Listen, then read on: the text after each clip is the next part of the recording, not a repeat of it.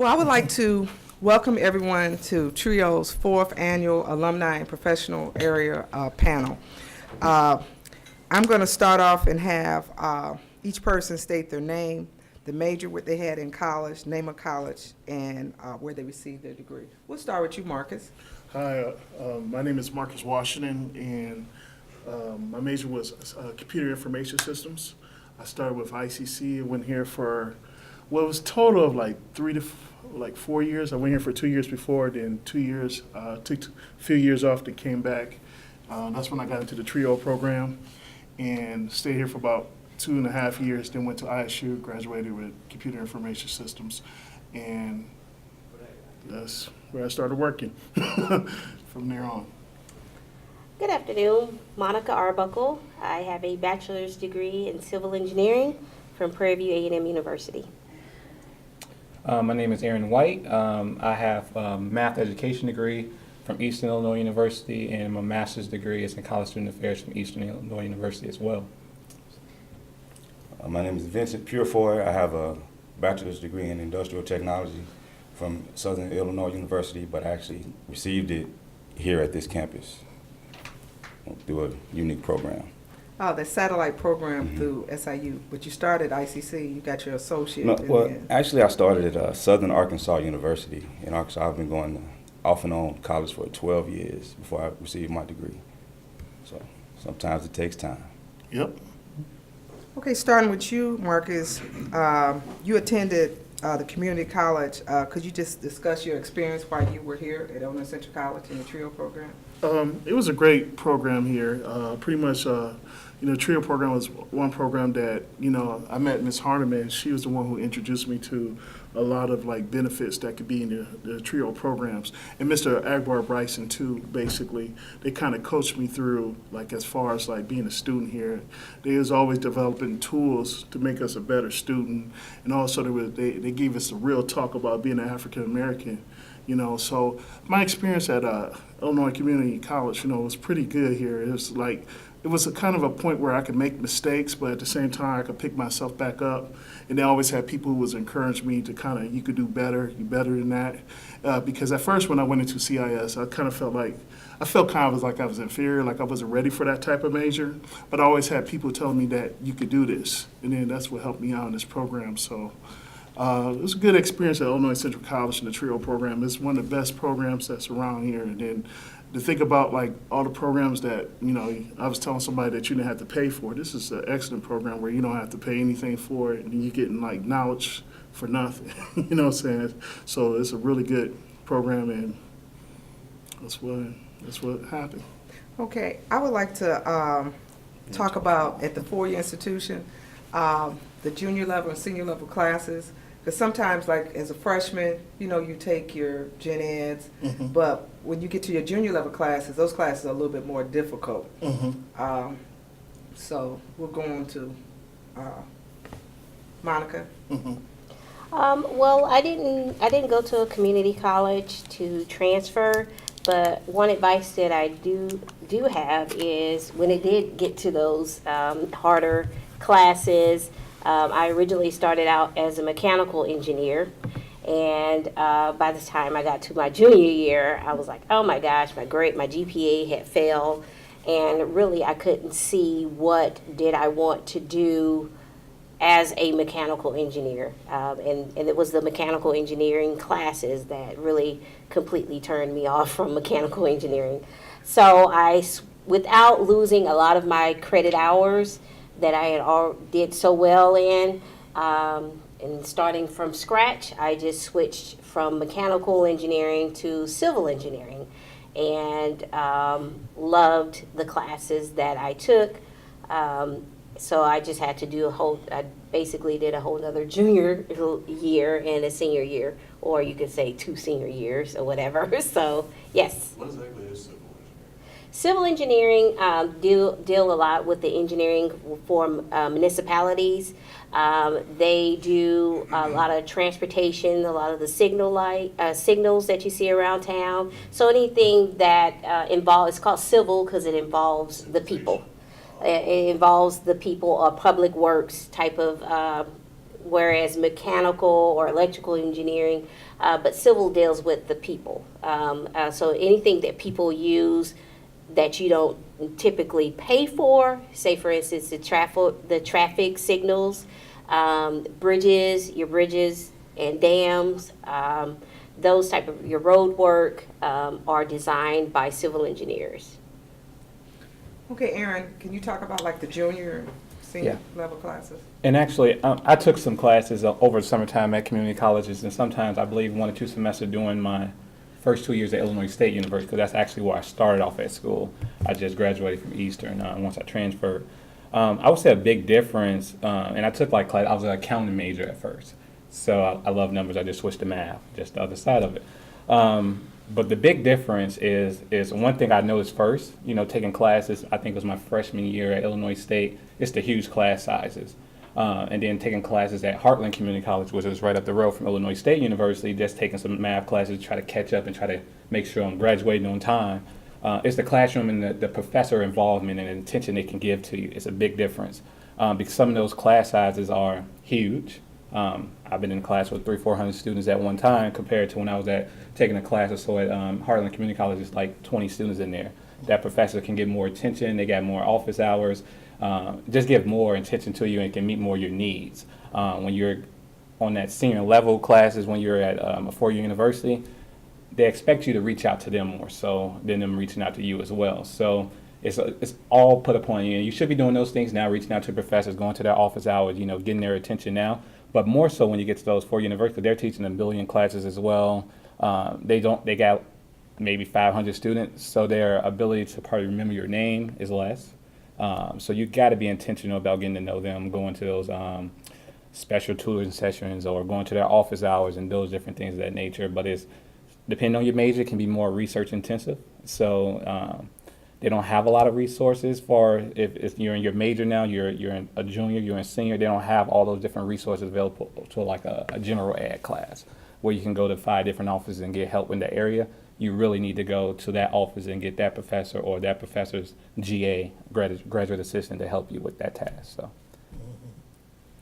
Okay, Vince, the difference when you left ICC and was in that satellite Southern Illinois University program, it was a lot of critical thinking type of classes too, Yes. wasn't it? Yes, it was. So it was critical thinking and very labor intensive. It was every other Saturday and Sunday for 8 hours a day in classroom. So you had to really focus and get your learn on because you really didn't have a whole lot of time to study ahead of time. The tradition is, you want to do 2 hours of study for every hour of coursework you have.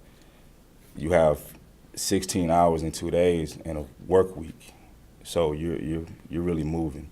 So and I also took community courses, took courses here at ICC during the week as well.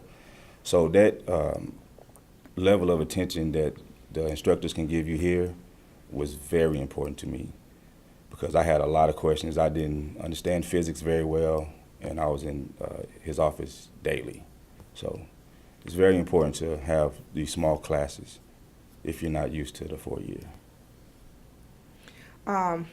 Starting with Marcus, can you just go a little bit about your experience at Illinois State? Illinois State was pretty much, when I went there, I was a little bit older, so I kind of think God didn't go there. I think I was like 25 years old when I went there, because remember, like I was telling you, like I went to school, didn't do too well. Then when I got back in to ICC, I kind of got better, and then plus the trio program, like I said, was the ones who kind of pushed me to do better. So when I went to ISU, it was kind of like I was more mature. My thinking was a lot better, and everything like that. So it was different because like Aaron was saying, like I wasn't used to being in a class with over 500 people. So I had like political science classes, and I had a lot of the classes that they wanted me to take at ISU that then had to take at ICC that had to take there. So we'd be in classes with a whole bunch of like maybe fresher sophomores that had to take there, and this class is 500 people. So it was kind of different, because I didn't know how to communicate to the professor, because I was used to being an ICC where I could come up and talk to the professor and say, hey, I don't understand this. But it was like GAs. So when you go to like somewhere like ISU and stuff like that, it's going to be a bigger arena, but at the same time, you just learn how to adapt. And then you take all the information that you learn from ICC, like what people told you to do, like reach out to your GAs, your professor. It's all about, you got to be aggressive in your approach. You can't be the type of person where, like, if they give you a test and you don't know what's going on, you don't go get help, and you sit there and wait till you flunk the class or wait till the last minute to reach out. You got to be very intentional. You got to be very like, I don't understand this. I need to know this. And don't feel like you're in a type of place where nobody cares and everybody's smarter than you. Because I was the type of person where I sat in a classroom with a whole bunch of people, I felt like everybody was smarter than me. Then I started realizing and seeing other people's test scores, they weren't too much better than mine. So I think you have to be very intentional when you go to university, reach out to your GAs, meet new people. And like one thing Ms. Hardimon said at the beginning, she said it's all about relationship. You know what I'm saying? You find somebody who's like knows what they're doing, and then you find out and you talk to them, you communicate. Let's study groups, get with them and say, hey, I want to get with you and try to figure this out. And don't be the type of person where they're always giving, you're not giving back, because you're not learning if they always showing you like this is how you do it. You get in there and show them this is how you do this too, such and such. So you got to kind of give 50-50 back, and learn, pretty much what it is. And ISU was a great experience. Like I said, it was a lot more people. I met a lot more friends and stuff like that. It was just an extension pretty much from ICC. So when you go to the bigger arenas, it's just all about relationship. Get to know people, talk to people, new friends, new strategies, and, that's where it'll take you to the next level. Monica, did you have anything to say? I 100% agree. I went to a different college. I went to Prairie View A&M University in Texas. It's a historically black college. It's the second oldest institution in the state of Texas out of all the schools. The first one was Texas A&M. And actually I did go to Texas A&M for one semester, but it was kind of like in between for a summer, in between Prairie View. So I kind of took on that same mentality where at Prairie View wasn't too big of a school, but it was kind of just right, And so I did go talk to the instructors and have a relationship with the instructors to the point of they knew me so well to where if there was a scholarship available or something, hey, Monica, I didn't have anybody, would you want to apply for this scholarship? Yeah, so definitely. So you kind of develop that relationship, and I kind of took that same, when I went to Texas A&M, I was in the, had to schedule my appointment. They wasn't easily as accessible as Prairie View, but I still went and saw my instructor. So at Texas A&M, and like you said, you still have to get with those study groups. A lot of the people that you meet in colleges, you kind of have that relationship with the people throughout. Even to this day, and you kind of link up, especially when you get more into your major. That's when you make more of that connection because you guys all have that common interests and goals in life. So the people that I mostly hung out with in college were all engineers. So, and to this day, we all still keep in touch with the engineers. So, and you still use each other as a resource. Hey, got laid off from NASA, anybody out there know of any particular job available? So we still have that type of relationship. And that was pretty much it. Any questions? Aaron, did you have anything you wanted to say? I just echo everything they said. Relationship building even outside of the classroom is key. It's very important no matter what field you're in, no matter what your major is. I still, to this day, have like teachers reaching out, or principals reaching out, hey, you going to come back and teach math? Oh, yeah. No. Yeah. But, they're still reaching out because of those relationships we built.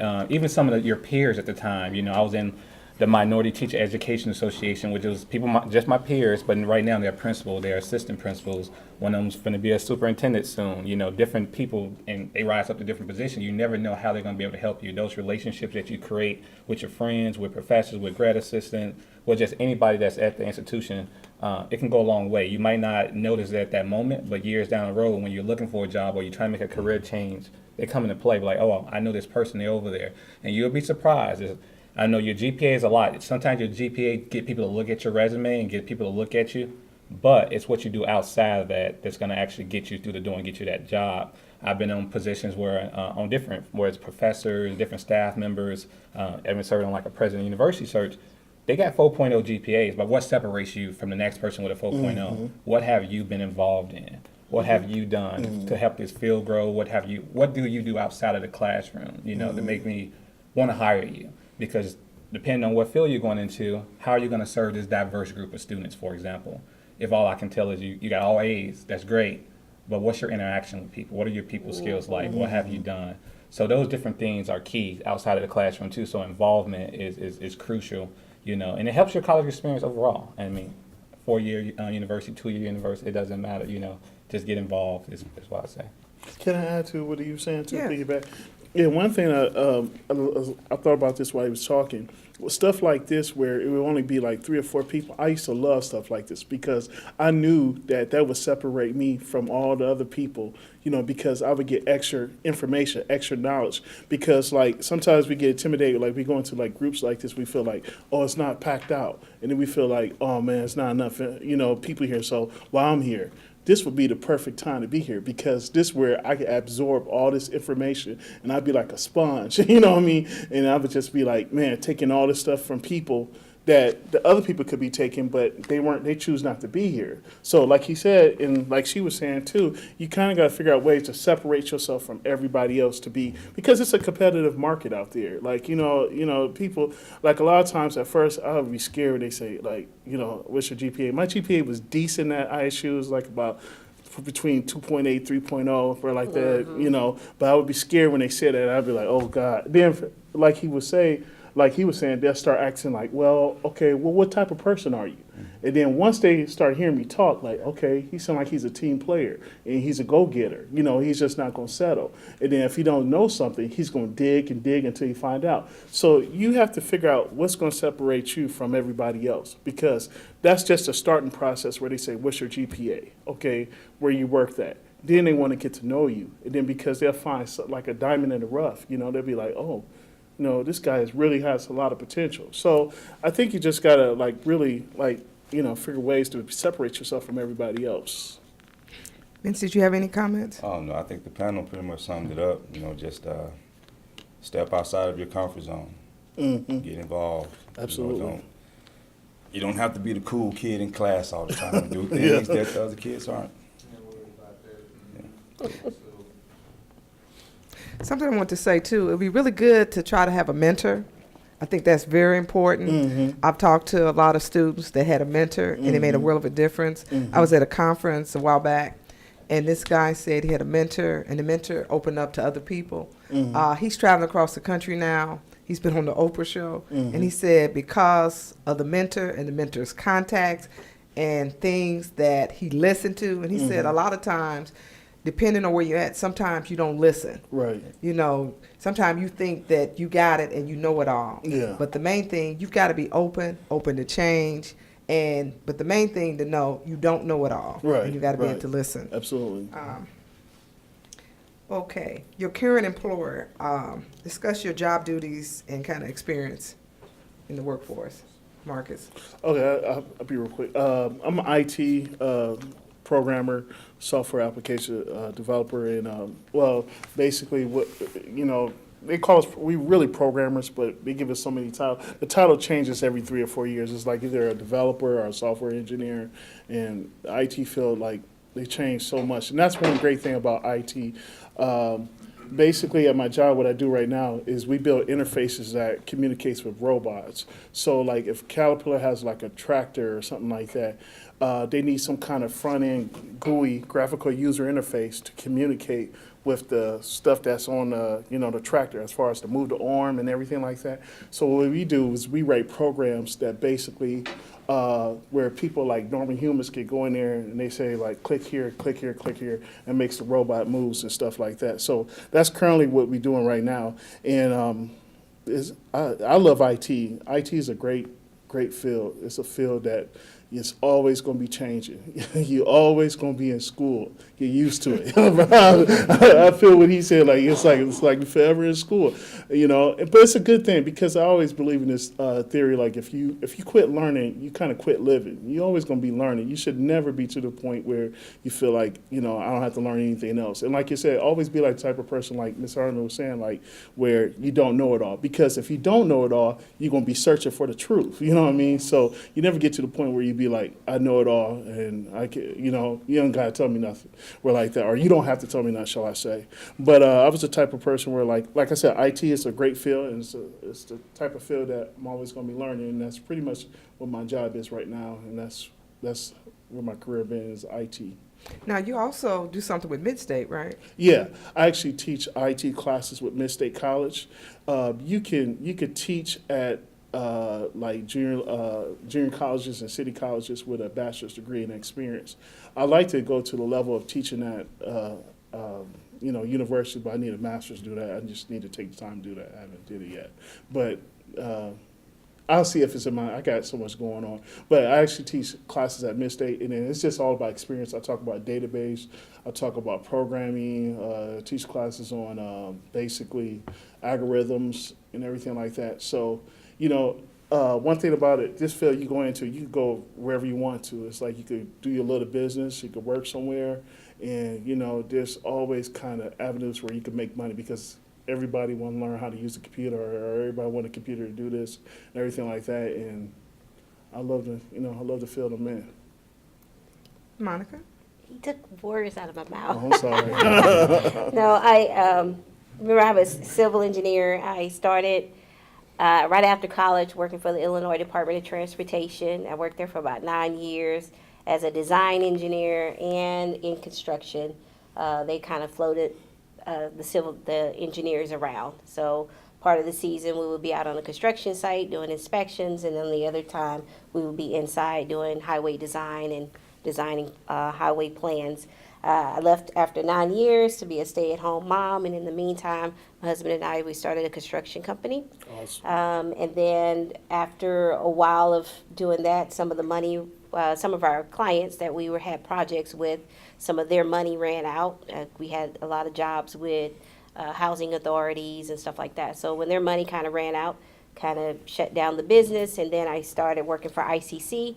I currently run the program, the Highway Construction Careers Training Program. I'm a people person. I love my field of construction and engineering, so it kind of gives me the opportunity to share that passion with other people, and I just marvel in the success of that. So, like he said, when you have that technical degree of engineering, you can kind of go off and do anything. Mm-hmm. I even worked for a year under a year contract with Caterpillar, doing project management. So here I am, engineer. I'm able to do all kind of things. I also taught.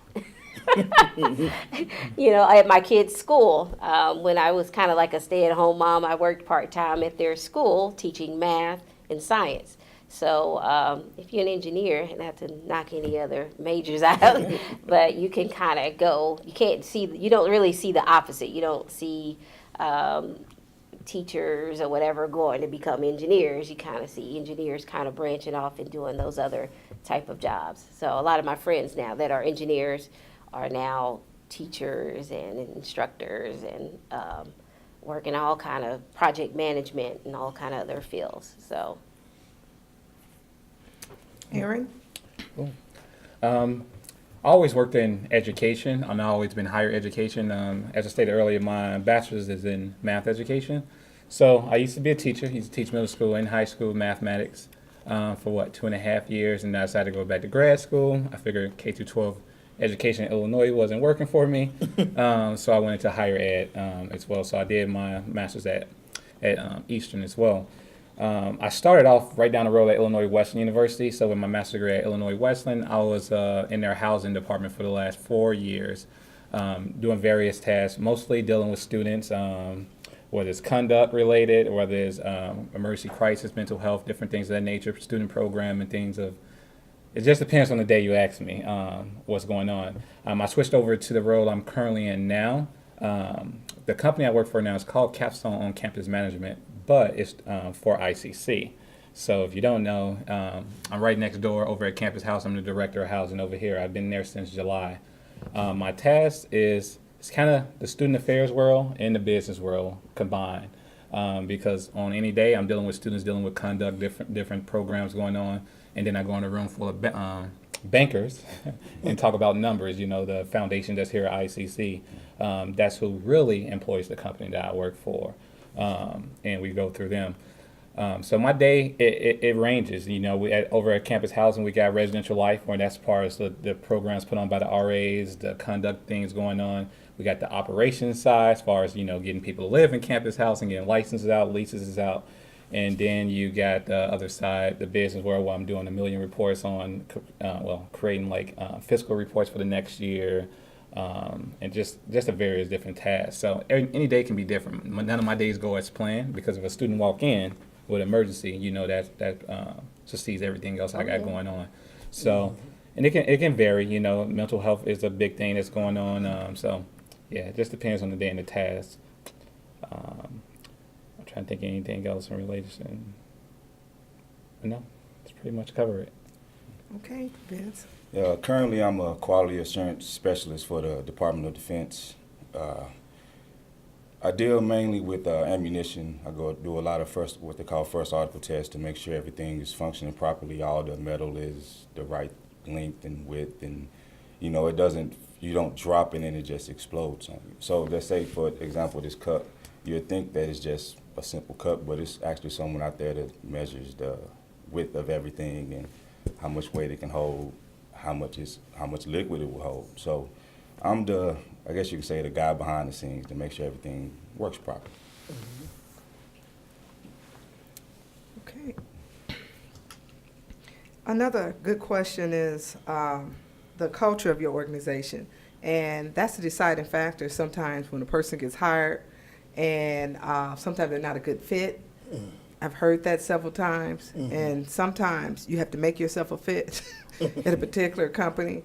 But I find a lot of students that graduate from college, sometimes they have been exposed to a lot of things. So when they work for a particular company or organization, they don't understand. You have to find out what the culture of that organization, and you have to fit within that culture. And outside of work, there's still some things that you can do. One of the other panels talked about Facebook.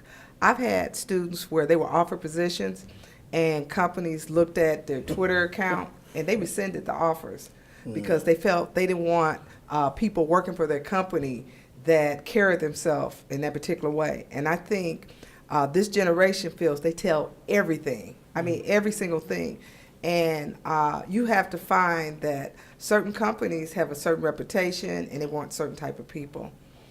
So, Marcus, the company that you work for, what is like the culture? The culture right now is Auto Robotics Incorporated. It's predominantly Indians. It's like it's 95% India.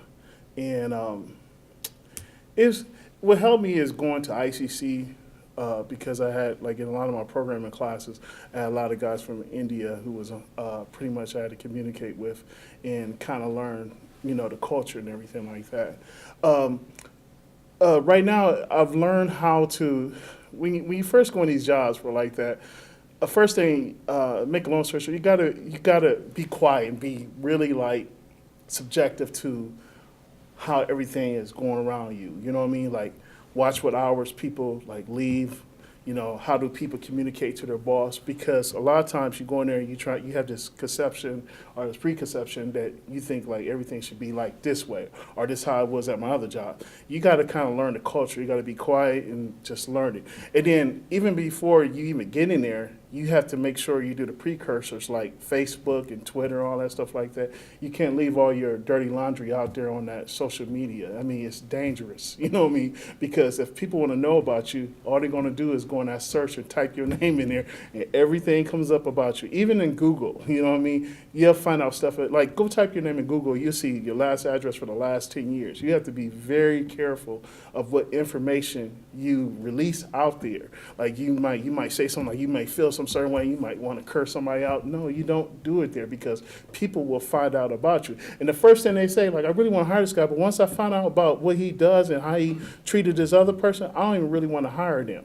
And then what happens to some people, they might get hired. They might say, okay, I'm going to be cool right now. Then once I get hired, then I could put my views on Facebook. I've seen people where at Bradley, when I worked at Bradley, they walked people out because the comment they made about the president of the university. I mean, they just walked them straight out, you know. So the culture and stuff like that, you have to learn and adapt into the environment wherever you're at. Like with guys from international, like India guys, it was different because, I mean, it was just different, like, you know, where I came from, like, you know, as far as like, you know, nothing against anybody, but like, say for instance, like, how can I say this? The smell were like that. You like a lot of garlic food. You know, I used to tell my wife, like, man, it smelled like garlic and other stuff in there. I didn't know how to adapt at first, but I was quiet. I got to learn who they were. I didn't make any comment because I was there to do a job. So I learned how to adapt in what the environment is. It's like, if they like garlic, you're getting paid, you like your job, don't worry about that. You'll get past that. Like, it might be some certain things that they do that you don't do. You know what I'm saying?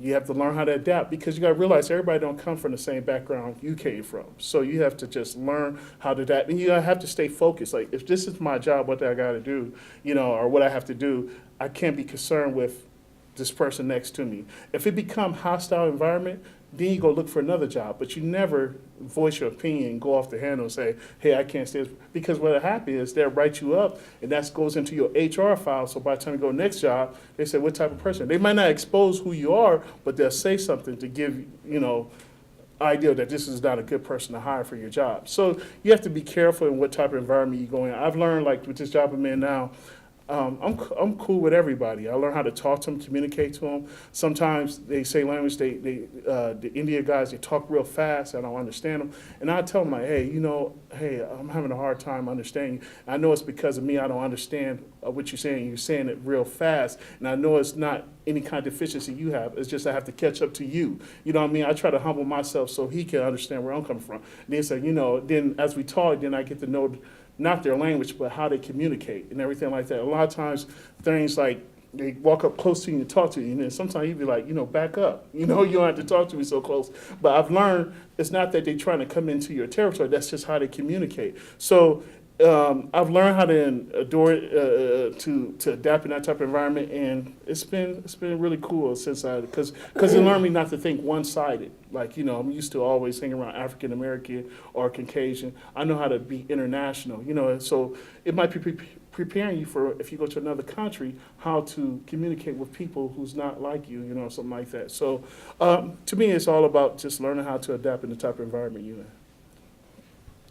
You have anything to say, Monica? Right now I work for ICC, so it's pretty laid back type of environment, not very fast paced.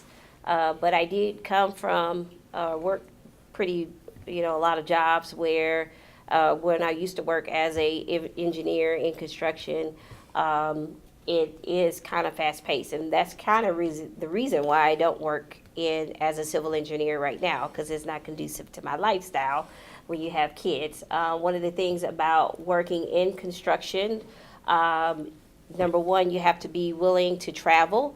Some of the places when I used to work for IDOT, I had projects way out by the Mississippi River, out by Burlington, across the river from Burlington, Iowa, those type of areas. So as far as that, the other thing, I have to be willing to, if any type of job in construction, you have to be willing to work long hours. I can't work for long hours when you got 5 kids at home. Sometimes when I was, you know, working for the Illinois Department of Transportation, I would go in at 7 o'clock in the morning, and depending on the day, you never know what to expect. The paving machine broke down, or it's just that we have to get this hole patched up before the end of the day. So there were times where I would work from 7 to 7 or 8, 9 o'clock at night, just a matter. And then sometimes on highway construction projects, you may have to work overnight, depending on the location, or if it's on a major interstate that, you know, they want the least amount of traffic is at nighttime. So they'll do the projects at night. So I've done a bridge project that has been overnight.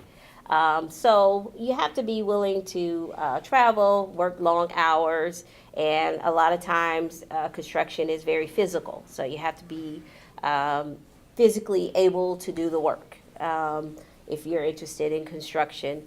And the main thing about construction is if you're not necessarily interested in civil engineering and you just want to be a carpenter, electrician, or just a laborer in construction, and this is what I teach in my class, you have to have a positive attitude because that is a very competitive field if you're interested in being a carpenter, a laborer, electrician, or anything, because you have that particular field. You don't have to necessarily have a college degree. All you have to have is a high school diploma or GED. Plus, they make this about the same amount of money as somebody with a 4-year degree. So it's very competitive. So the contractors, they're paying, throwing a round figure out there, they're paying for you to be on the job, $56 an hour. They're expecting you to show up on time. They're expecting you to stay if they say stay. It's a pretty fast pace. You have to be able to keep up with the work while maintaining that positive attitude. You're working in 106-degree weather or you're working in 0-degree weather. You still have to keep that same positive attitude. Even though sometimes the construction sites may get a little heated. I've been cussed out and called many things. But because the work is so fast-paced, and you got all those other elements involved, that's why you have to keep a positive attitude. And at the end of the day, once the job gets done, hey, Monica, let's go grab a beer. Or, I don't drink, but they would ask. No, I don't drink, so I'm not going to go. But, hey, all of that's gone now. Me cussing you out. Oh, I had a guy who cussed me out a couple times. Hey, we're sharing, next thing you know, we're sharing recipes, stuff like that. So that's why you have to have a positive attitude despite what the culture is and the high pace of it. So, but right now it's nice and quiet environment of ICC. Aaron, did you have any comments? Yeah, the culture of the organization, I think I know we don't talk about it a lot. I think that's crucial going into any position, especially when you're interviewing for a job. They're not only interviewing you, but you want to interview that person you're going to get this employment with, because the culture of that job impacts everything outside of that job for you, your family life, everything that's going on. And if you're not asking those questions to figure out, are you a good fit, or if this company is a good fit for your lifestyle, you're going to run into that problem later on where, maybe you didn't know you was going to be working 70-hour weeks. That's the culture there. Everybody else does it. We expect you to do it too. So are you asking those questions? What type of commitments outside of the 9 to 5 work hours are you seeing me or I'm going to have? And asking people when you're interviewing, can you tell me about how's your work-life balance? How's that going for you? Do you have, and they'll be honest with you if that's what they're going to bring to the table. Some people not, but you want to make sure you ask those questions to gauge, is this going to be a good fit for you? I can't tell you how many times I know a lot of people take jobs for the money. The money's great, but that's 80 hours a week you're working right now, and now your stress level, your blood pressure's up, you're mad every day you go home. I mean, those things happen because you didn't figure out were you a good fit, or was this company a good fit for your lifestyle? Whether what that may be may vary from, depending on what you like, or now, are you got time to go to your kids' basketball games? Do you have time, just those different things. Are they going to be willing to let you off, for the various occasions? Are they going to help your professional development? And I know one of the questions is, about my organization. One thing I loved about it is they support my professional development. I came in on my interview, this is where I want to go. This is a stepping stone to where I want to end. You always got to have that end goal. Even when you get that next position, what do you want to see yourself in the next few years? Or how many other years you plan out? And how are you going to help me get there? Are you going to make those resources available for me to get to that one? So one big thing for me, I go to conferences. I need those opportunities to network with different people across the, United States, and just make my face be known, because that's what you need. We talked about earlier, it's all about who you know sometimes and not what you did and what your GPA is. If you don't got those relationships, some people not even going to look at your resume. I don't know who this is. Have you heard of them? I've been in interviews and we'll say, hey, do anybody know this person? Nope. All right, let's throw the application out. Those type of things happen. So just making sure that that's a good fit for you too, and make sure you're interviewing the person, the job, or the company that's hiring you as well. Vince, you have anything to say? Yeah, currently the culture in my job is they'll want to promote, they want you to write your own career path. So you come in, you do your job, but at the same time, if you want to get further, you have to do that extra on your own. You know, you're going to have your mentors and people there to guide you and to get you those good connections. But if you're just sitting at your desk, nothing's going to happen. So reach out to mentors, just network. Network is going to be constant the rest of your life if you want to succeed and get anywhere. And as Aaron was saying, knowing the right people doing the interview, I wasn't even on the interview panel, and I was asked, did I know this person? And I told them no, and they was like, well, we're moving on to the next one. And he qualified for the position. It's like that. That's the real world. You know, I've been looked over on several jobs in my previous employer just because I wasn't in that good old boy club, as they say. So, you know, take advantage of networking and getting to know people. Vince, aren't you in a training program now? Yes, currently I'm in what the DoD calls the Journey to Leadership program. It just gives you a lot of more tools for your professional development, you know, help with your communication skills, your technical writing, because a lot of those things you may take for granted when you're in college. You're like, oh, it's just a speech class. No, you really need that because you're going to be sitting at this table one day speaking to someone, you know, or doing a presentation to the CEOs of billion dollar companies. You know, it doesn't matter. So you need all of those little skills to get you where you want to be. So. There's some questions that kind of overlap others. Marcus, how many hours is in your regular work week? Do you have any travel? Typical week of probably. In the office, it's probably right at like 35, but outside office, you know, of course, with the laptop, that's like, you know, extra 20, 30 hours, whatever. You know, I remember the time we had desktops, so when you know, and then I remember when I first got my job, I had a desktop, then I was like, you leave here, you're done. I was like, dang, they didn't give me no laptop, I don't feel special. But now they give you laptops, that's just a reason, once you open that bad boy, bing, you know, and then you get text or you get some kind of message, you need to take care of this. So probably average hour, probably 55, 60 hours, about 50. And then if it's something like something that's due or we got a deadline, it goes up to about 60 hours. 60 hours, that's about it. And travel time, yes, a lot of traveling, like basically like, you know, they told me that like if Caterpillar is like one of our main dealers, and John Deere is one of them too. If they say we need you somewhere, you got to go. You know, you can't really, you know, you can't really say if they need you, if they making a deal and it's a lot of money in it, and you one of the project managers or you one of the programmers, developers, you got to leave. So travel. It's a lot of traveling, you know. And traveling is not always fun. Sometimes people think traveling like, man, that's a big time life, you know. Sometimes you sit in the airport for 3 or 4 hours, you're tired, you want to get home, you hungry. I like to eat, you know. So and then you know the place is so expensive, you know. You be like, you know, a burger like, you know, by $8, $9, $10. I'm used to like, you know, something like, you know, simple in there. I mean, of course I'll buy something, but I'd rather be at home. And then sometimes like if you got to travel at certain times of weather, you end up spending the night at the airport.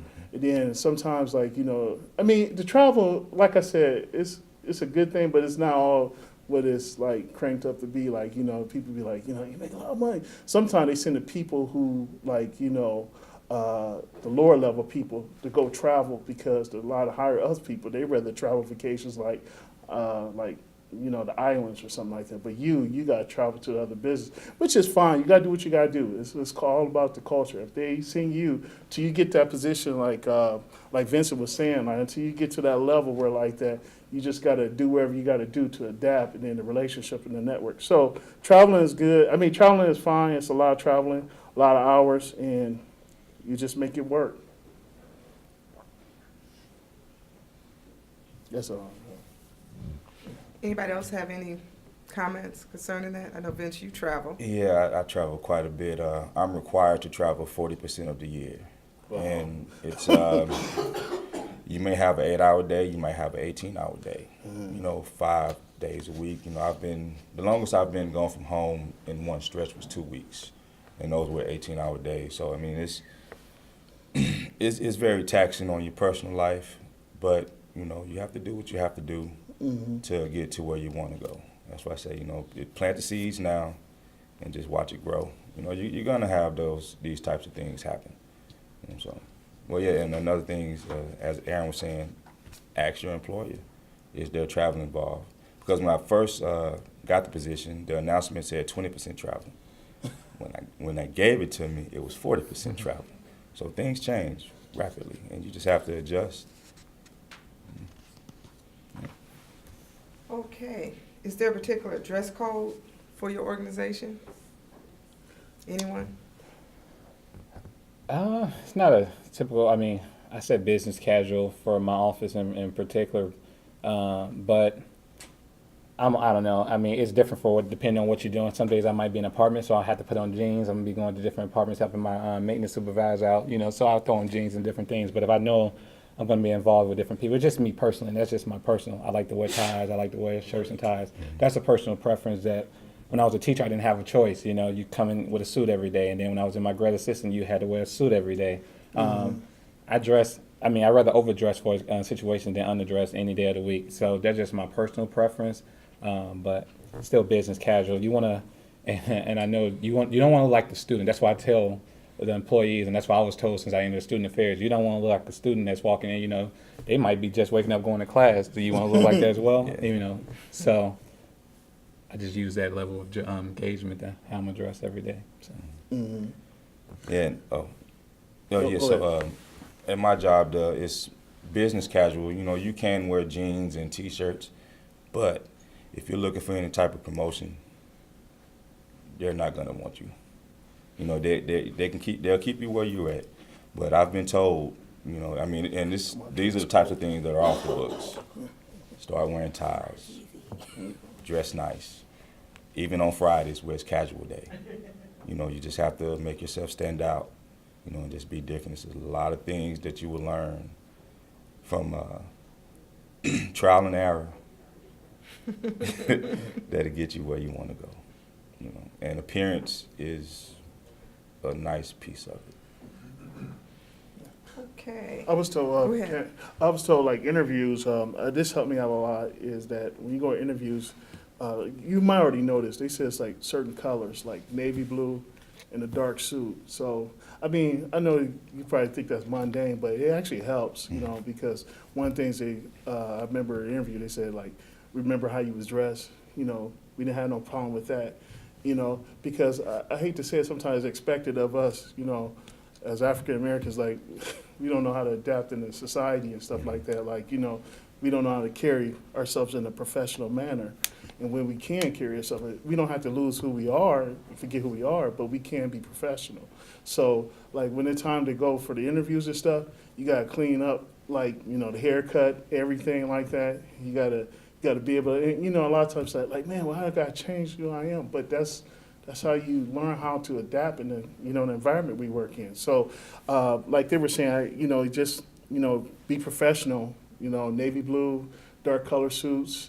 And then, like, the regular work days, you can't, of course, like, the job, you can't just wear whatever you want to wear. You just, like, look at what everybody else kind of wearing. You're trying to adapt and then add a little edge to it, Like, just a little bit to it, like, as far as, like, your shoes, make sure they shine or something like that, just something different to make you stand out just a little bit different than everybody else.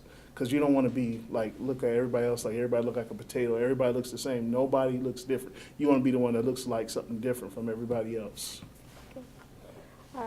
Well, for me, construction, even if you are interested in working as a carpenter, plumber, or whatever in the construction trades, theirs is a little bit different, I would say, and this is what I teach my students in my class. When you go in for the trades or whatever, you kind of want to dress kind of for the part. So, for example, I wouldn't say go in with a dirty T-shirt on and dirty jeans.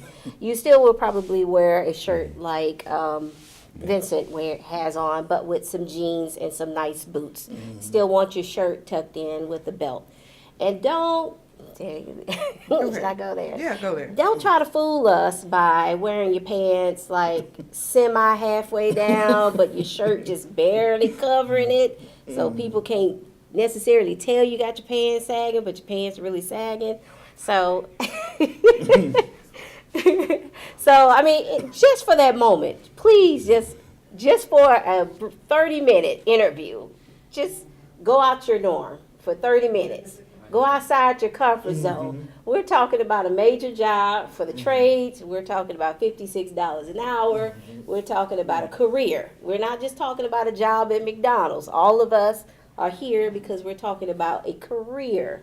So you always want to put your best foot forward, and always nicely groomed the morning of or the night before. Shave, get that edge up. Look clean. You don't have to necessarily shave your beard, but just make sure it's all nicely shaved and trimmed, and just always look at you. I have one of my instructors that work for my program. He's so particular, and every time he come in, I have to sit on because he looks at the dirt in your nails. I mean, for real, that's his thing. That's his pet peeve.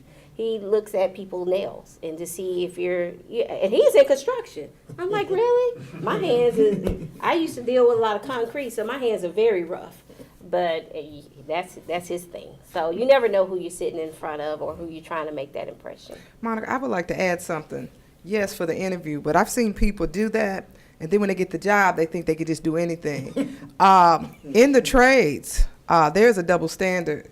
My father was a heavy equipment operator. My brother was too. And it was a lot of things that they went through because they were African American. The laborers disliked that they was working and my father was sitting up under the hood with the heat.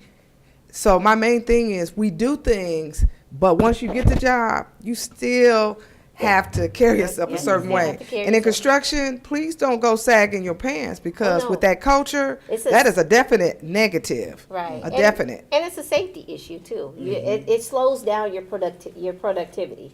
If you're carrying large cinder blocks or large pieces of lumber and heavy things, or you're operating a jackhammer, you don't have time to pull up your pants. I always challenge my students, first of all, they can't come, but in my informational sessions, I always tell people, start noticing how many times a day you pull up your pants. I see it all the time. Guys walking, by the time they walk to the other side of the parking lot, they done pulled up their pants, I don't know how many times. So, and that's why I say in construction we practice it in our class, because it's a safety issue, and it does slow down your productivity. You're not able to move as fast. Anyone else have anything with that question? What advice would you give to students that are getting ready to transfer to a four-year institution and dealing with their career path? You had a question? Sorry, it was pertaining to the last question. I was hairstyles, like, okay, my hair not done today, but I know that being black and stuff, you're not, a lot of times black women aren't allowed, and now black men, aren't allowed to have hair that's like a part of the culture, like braids and stuff like that too. So what have y'all seen in y'all jobs? Is it allowed to have dreads or braids as long as they upkept, or like a fro, or do you have to have it like straight or in cut and stuff? Well, at the job I'm at, I've seen people with braids. Well, not braids, but dreads, fros, all type of naturals. We actually embrace it, because it's a part of you. We hired you because we like you. We don't want you to come in and change who you are. You're gonna have to adapt to the way we handle things, but at the same time be yourself. Now, don't come in with hat hair all day. Take care of yourself, make it look nice, but be you. And I think the culture today has changed to where the natural look is more accepting and dreads are more accepting.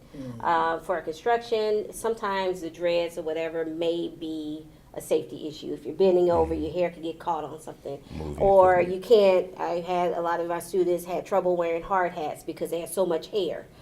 So you have to keep some of those things, about the job. And I when you asked that question, I thought about a friend of mine who changed her look, and she kind of went up the corporate ladder because she changed her look and she started wearing a wig and all of that. But now she's arrived, and now she's now she's like the diversity director for Amazon. She's big time now, but she went back to her natural look, natural afro, and it's even blonde. So that's why I say I think now the society is more accepting of natural hair look, cultural hair looks. I just want to say, I think whatever place you work at, I have a friend that works at CEFQ. CEFQ is very strict. You can't wear shoes, your toes out at CEFQ. She's a manager. So I'm just saying, you have to know where you work at. So your friend works at this one place and she does this, but you don't work at that place. And so mainly what you have to find out at that particular establishment, what is acceptable to them. And that's your rule. So it can't be a general rule. Some places are more up to date, some are not. And so I'm just saying, so depending on where you go, we had a person come and talk. He was a grad student, and the professor, I guess, who was over his program, had invited him to a Halloween party. And he didn't do Halloween, so he didn't go. He almost lost his assistantship. Now, people shouldn't use their power like that, but he had this is what he told us. He had the grip to get back in favors. You have to know your environment. That's one of the things I really want to stress that's so important.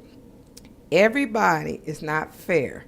So what you do, he said, listen, watch, and listen where you work at and see what's acceptable.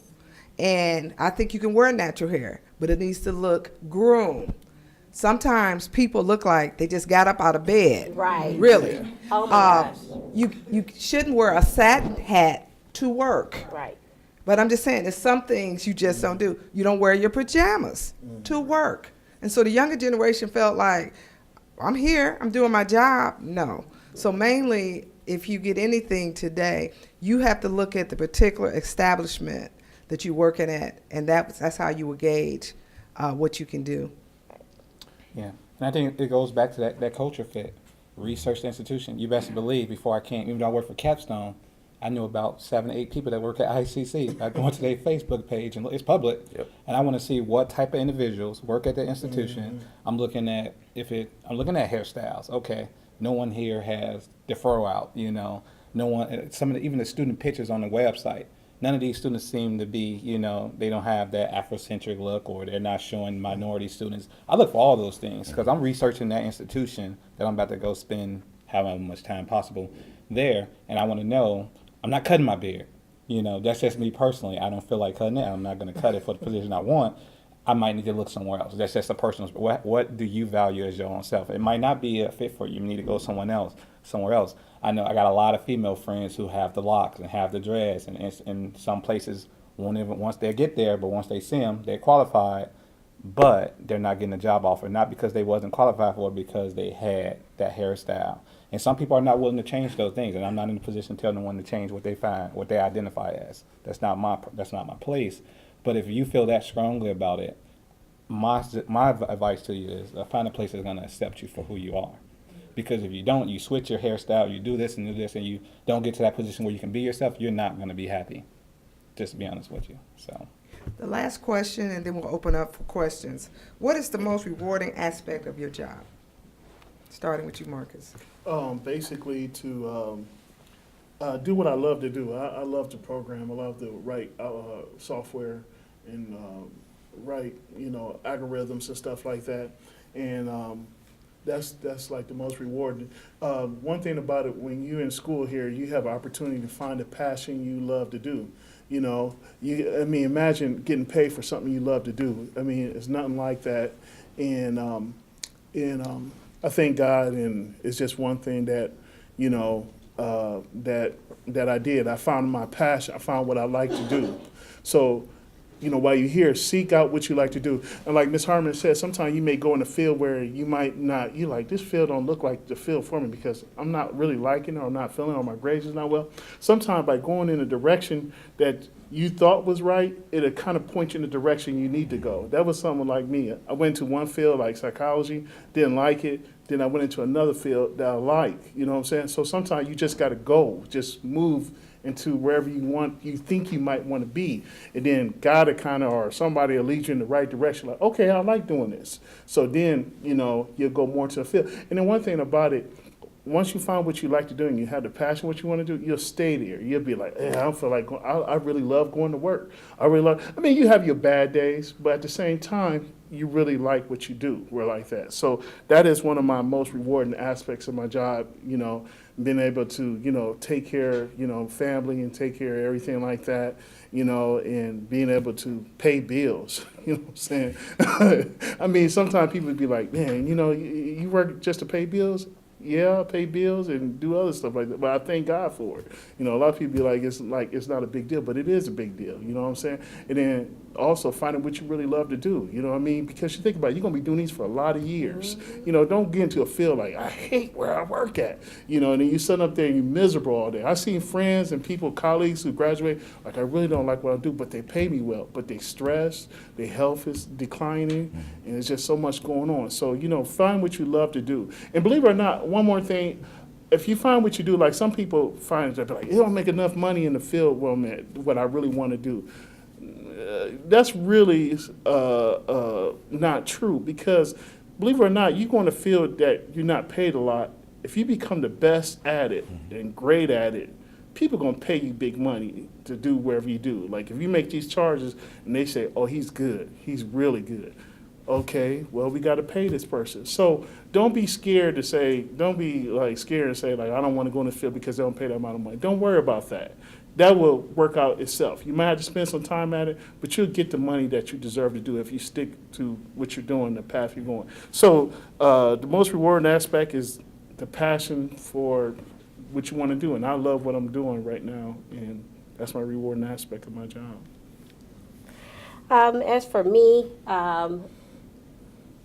seemed like every job I've ever had kind of all found its way somewhere, kind of to where I love to do.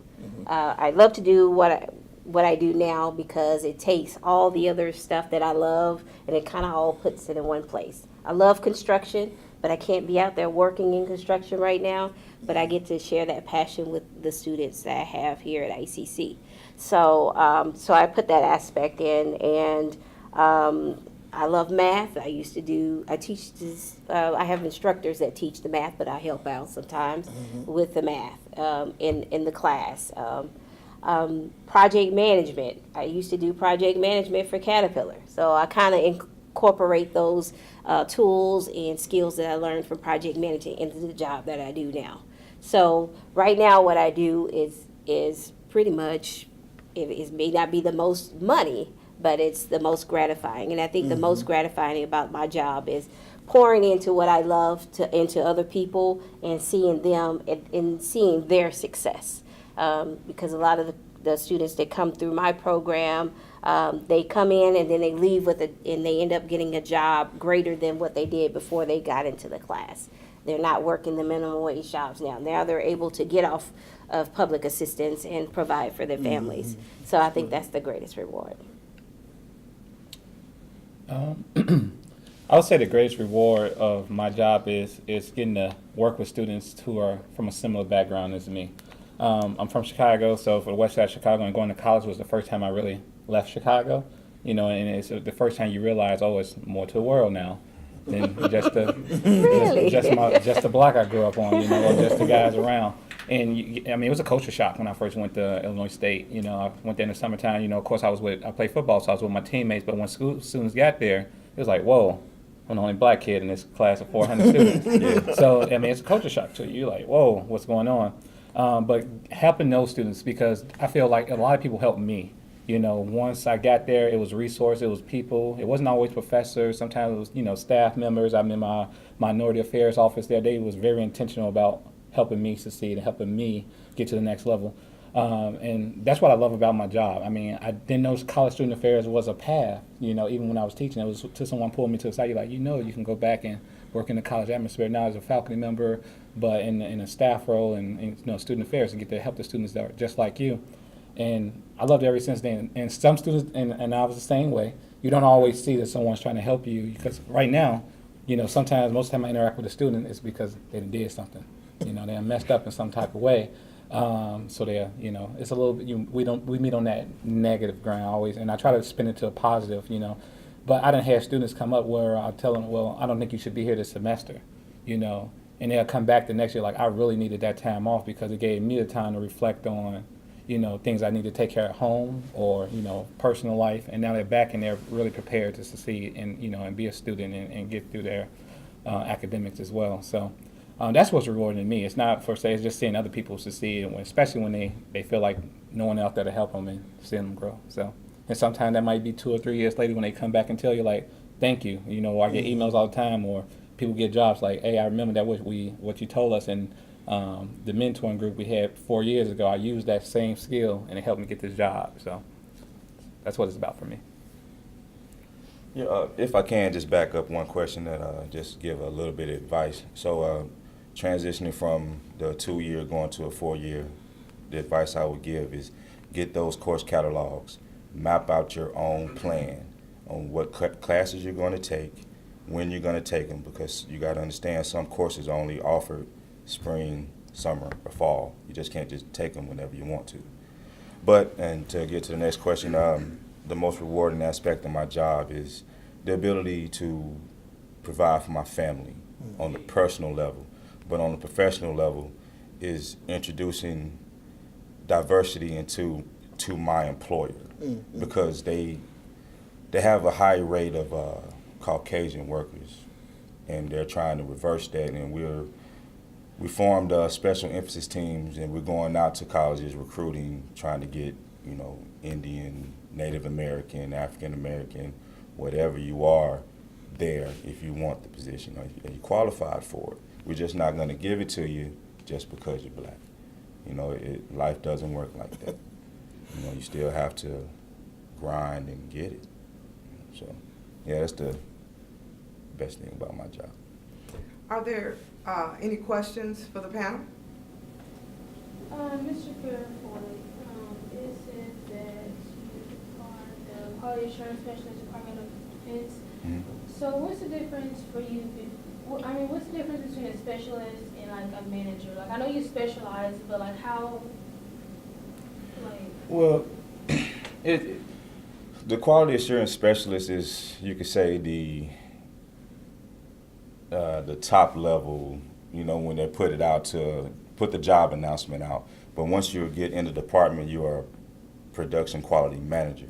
So you have, I have certain items that I handle the quality portion of the contract for the government. So if there's a quality defect in, let's say, Texas, I go down and I talk with the contractor, I have the customer with me, and we just try to work all these things out and try to stay within the realm of the contract and following the FAR regulation, the Federal Acquisition Regulations Handbook. So it's a lot of things that you can and can't do. So it's pretty much one and the same. You're managing an item, you're not managing people.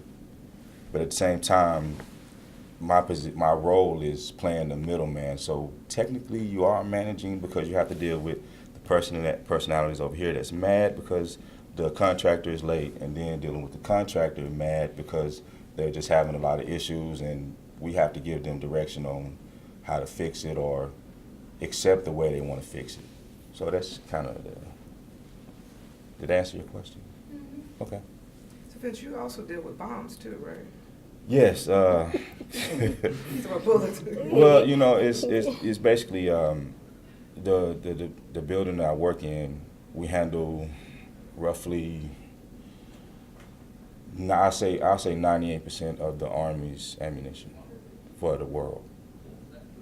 So it's high pace. It's different activities every day. You never know when you're going to go on travel I mean, with the way the world is going now, you got to jump to it when it happens.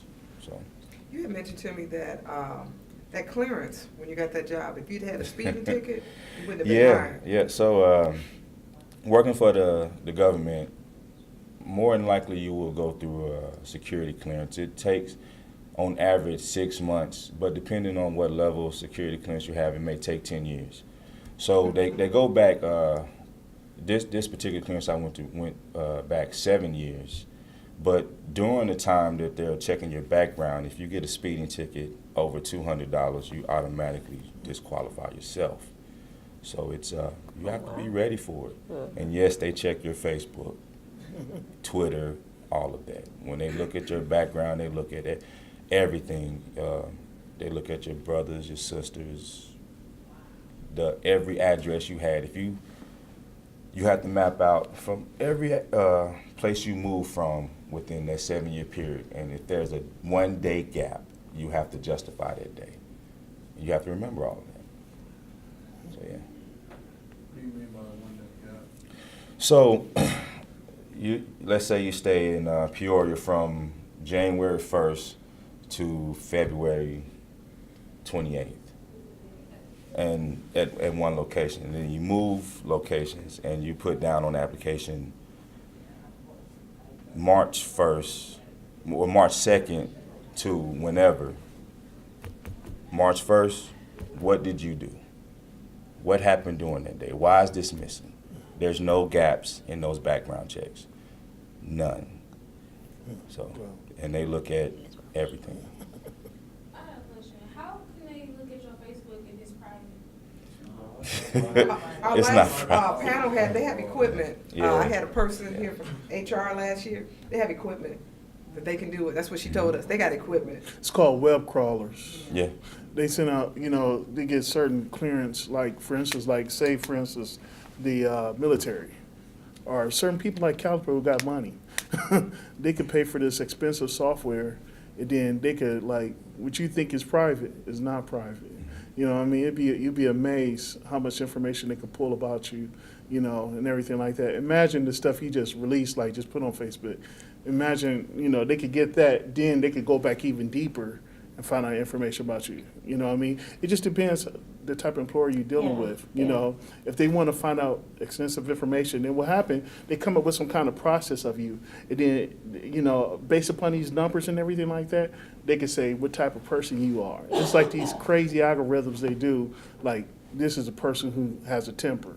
You know what I mean? Yeah. Or this person here doesn't get along with these type of people. Yeah. Or this person here, based upon like inputs you said or little stuff you do online and stuff like that, they find out about that stuff. It's called web crawlers. If you do a Google on that, you'll see all kinds of information come up about web crawlers and stuff. And they just pull information from wherever you at, all that stuff like that. It's crazy. He's an expert, IT. Yeah. You see it scares you, you know what I mean? It scares you about what you put on there and what you find out, you know what I mean, that they find out about you. Yeah. And that's for whatever career path or choice that you make. Do your research, or every company that you apply for, do your research before you make your choices. Like if in banking, if you work for a bank, you can't have bad credit. Yeah. They will check your credit for banking. So whatever field that you go into or job that you take, do your research to make sure that you're a good fit. So like I'm going into communications, like with the major in PR and stuff. So like, I know they're gonna be like really looking at my stuff. But Oh like, yeah. So I wonder, like, what if when you was like a teenager? It don't matter. Okay. Yeah. Well, you know what? They do have what's the word I'm trying to use for it? They do have this, like basically they know you're a teenager. Mm-hmm. I mean, I done some stuff when I was in grade school. You know what I mean? They have I can't think of the word I'm trying to use, where they have it where like, okay, now you're an adult. Now you're in college. Now you thinking, like an adult should be thinking.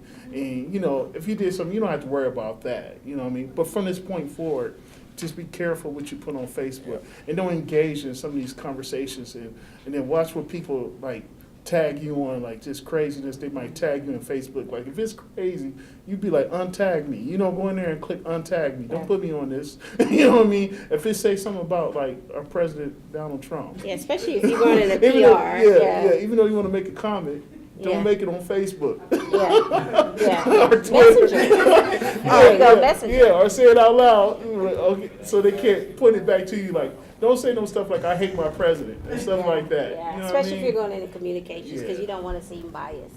Yeah. So. Okay, I would like to end the panel, and if a few of the panel want to answer a few more questions, I would just like to thank the panelists for coming today, taking time out of your busy schedule, and I would like to thank the audience for coming. Thank you. Trio thanks you.